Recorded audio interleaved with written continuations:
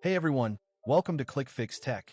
In today's tutorial, I'm going to show you the complete process to download and install PUBG Mobile on your PC or laptop.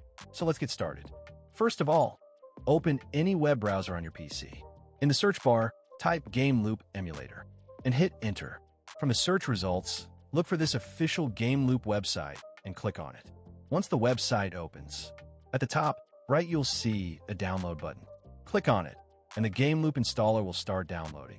After the download is complete, open the installer file and follow the on-screen instructions to install GameLoop.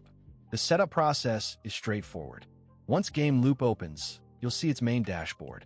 Here, you should see PUBG Mobile. If it's not showing, you can use the search bar to find it. Click on PUBG Mobile. Choose your preferred server, and then click on the install button. GameLoop will now download and install. This may take a few minutes depending on your internet speed, so please be patient.